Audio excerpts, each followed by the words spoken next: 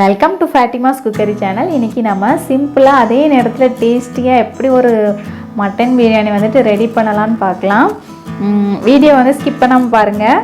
அடுப்பில் வந்து குக்கர் வச்சுருக்கிறேன். இந்த பாத்திரம் வந்து சூடானதுக்கப்புறம் ஒரு 50 ml அளவுக்கு வந்துட்டு நான் நல்லெண்ணெய் சேர்த்துருக்கேன். சேர்த்துட்டு ஒரு பெரிய வெங்காயம் கட் பண்ணி வச்சுருக்கிறேன், அதை சேர்த்துக்கலாம். சேர்த்துட்டு வந்து நல்லா ஒரு 3 நிமிஷமாவது நல்லா ப்ரௌன் ஆகிற வரைக்கும் நல்லா வதக்கி விடணும்.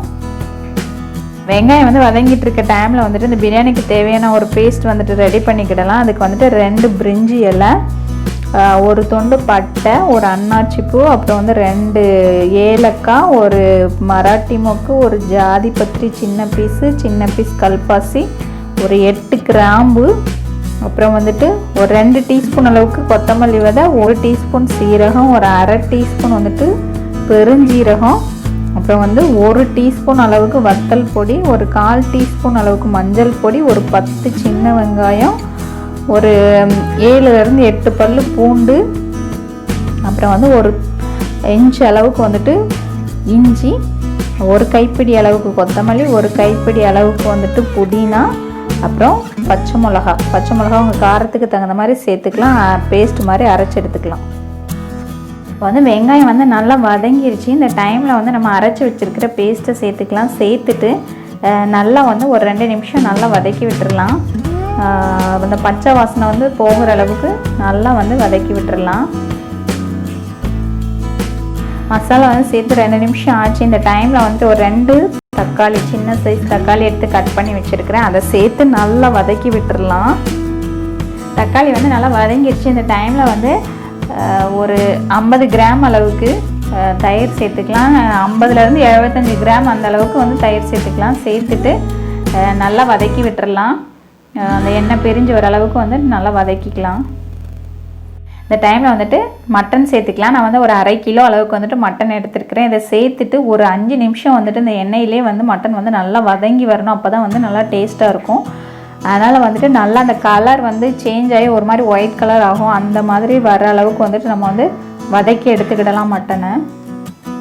இந்த டைமில் வந்துட்டு இந்த மட்டனுக்கு தேவையான அளவுக்கு வந்துட்டு உப்பு சேர்த்துக்கலாம். சேர்த்துட்டு நல்லா மிக்ஸ் பண்ணி விட்டுட்டு ஒரு 1 நிமிஷம் மறுபடியும் நல்லா கிளறி விட்டுடலாம். நான் வந்து இந்த ஆழாக்குக்கு வந்துட்டு 1.5 ஆழாக்கு வந்து அரிசி எடுத்துருக்கிறேன். அப்போ 1.5 ஆழாக்கு அரிசிக்கு வந்துட்டு 3 ஆழாக்கு தண்ணி.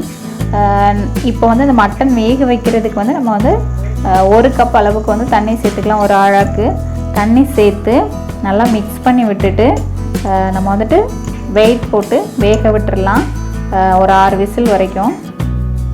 இப்போ வந்து மட்டன் வந்து நல்லா வெந்துருச்சு. நான் வந்து ஒரு 5 விசில் வந்து விட்டு எடுத்து வச்சுருக்கிறேன். நல்லா வெந்துருச்சு. இது வந்துட்டு ஒவ்வொரு குக்கரை பொறுத்து வந்து மாறுபடும். நீங்கள் அதை வந்து பார்த்து மட்டன் வந்து வேக வச்சு எடுத்துக்கோங்க. இப்போ வந்து இந்த பிரியாணி பண்ணுறதுக்கு தேவையான அளவுக்கு வந்து நம்ம தண்ணி சேர்த்துக்கலாம். நான் வந்துட்டு 2 கப்பு தண்ணி சேர்த்துருக்கேன். ஆல்ரெடி வந்துட்டு 1 கப் தண்ணி சேர்த்து தான் நம்ம வந்து மட்டன் வேக வச்சுருக்கோம். பேலன்ஸ் இருக்கிற 2 கப் தண்ணி வந்துட்டு இப்போ சேர்த்துக்கலாம். சேர்த்துட்டு நல்லா மிக்ஸ் பண்ணி விட்டுட்டு நல்லா கொதிக்க ஆரம்பித்ததுக்கப்புறம் வந்து நம்ம அரிசி சேர்த்துக்கலாம். இப்போ வந்து நம்ம அரிசியை சேர்த்துக்கலாம். அரிசி வந்துட்டு நான் வந்து சீரக சம்பா அரிசி எடுத்துருக்கிறேன். இது வந்து ஒரு 15 நிமிஷம் வந்துட்டு நான் நல்லா ஊற வச்சுருக்கிறேன். அதை சேர்த்துக்கலாம். சேர்த்துட்டு நல்லா மிக்ஸ் பண்ணி விட்டுட்டு ஒரு 1 டீஸ்பூன் அளவுக்கு வந்துட்டு லெமன் ஜூஸ் சேர்த்துக்கலாம். சேர்த்துட்டு நீங்கள் மிக்ஸ் பண்ணிவிட்டு உப்பு எல்லாம் கரெக்டாக இருக்கான்னு செக் பண்ணி பார்த்துக்கோங்க. இப்போ வந்துட்டு நம்ம நல்லா ஒரு தடவை மிக்ஸ் பண்ணி விட்டுட்டு நம்ம வந்து மூடி போட்டு நம்ம வந்து வேக விடலாம். அடுப்பை வந்து நல்லா லோ ஃப்ளேமில் வச்சுக்கணும். மூடி போட்டுட்டு மேலே வெயிட்டான ஏதோ ஒரு பொருள் வந்துட்டு தூக்கி வச்சுருங்க. அப்போ தான் அந்த ஸ்டீம் வந்துட்டு வெளியில் போகாமல் நமக்கு வெந்து வரும். நான் இப்போ வந்து ஒரு மூடி போட்டுட்டு மேலே வந்து இந்த உரல் இருக்குல்ல, உரல் வந்து எடுத்து வச்சுருக்கிறேன். இதை வச்சுட்டு ஒரு 15லேருந்து 20 நிமிஷம் வரை நம்ம லோ ஃப்ளேமில் வச்சிடணும். அவ்வளோதான். இப்போ வந்து ஒரு 15 நிமிஷம் ஆகுது. அடுப்பை வந்து ஆஃப் பண்ணிக்கிடலாம். ஆஃப் பண்ணிவிட்டு நம்ம வந்துட்டு ஒரு 1 டீஸ்பூன் அளவுக்கு வந்துட்டு நெய் சேர்த்துக்கலாம். நெய் சேர்த்து நல்லா ஸ்ப்ரெட் பண்ணி விட்டுட்டு சாதம் வந்து உடஞ்சிராத அளவுக்கு லைட்டாக கிளறி விடணும். கிளறி விட்டுட்டு நம்ம வந்து ஒரு 5 நிமிஷம் கழித்து திரும்ப ஓப்பன் பண்ணி பார்க்கலாம். 5 நிமிஷம் கழிச்சு ஓப்பன் பண்ணி பார்த்தோன்னா நம்மளோட பிரியாணி வந்து ரெடி ஆயிடுச்சு. பார்த்தாலே தெரியும் சாதம் எவ்வளோ உதிரி உதிரியாக இருக்குதுன்னு சொல்லிட்டு. ரொம்ப சிம்பிளான முறையில் நம்ம வந்து பிரியாணி பண்ணியிருக்கோம். இதே முறையை நீங்கள் ஃபாலோ பண்ணி பண்ணுங்கள். மசாலா எல்லாமே நம்ம ஃப்ரெஷ்ஷாக அரைச்சி சேர்த்துருக்கிறதுனால அதனோட வாசனையும் அதனோட டேஸ்ட்டும் வந்துட்டு ரொம்ப எக்ஸலண்ட்டாக இருக்கும். இது எல்லாருமே செஞ்சு பாருங்கள்.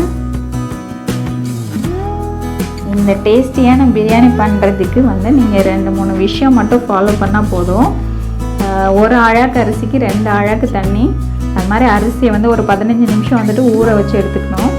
1/2 கிலோ மட்டனுக்கு வந்துட்டு ஒரு 350 கிராம் அரிசி எடுத்தால் நல்லாயிருக்கும். 1/2 கிலோவுக்கு 1/2 கிலோ அரிசியும் எடுத்துக்கலாம். அது மாதிரி பச்சை மிளகா சேர்க்கும் போது உங்கள் காரத்துக்கு தகுந்த அளவுக்கு கூட 2 மிளகா கூட சேர்த்துக்கலாம். அவ்வளோதான். இந்த டேஸ்டியான பிரியாணி எல்லாருமே செஞ்சு பாருங்கள். உங்கள் கமெண்ட்ஸை ஷேர் பண்ணுங்கள், லைக் பண்ணுங்கள், சப்ஸ்கிரைப் பண்ணுங்கள், பெல் பட்டனை ப்ரெஸ் பண்ண மறக்காதீங்க. தேங்க்யூ.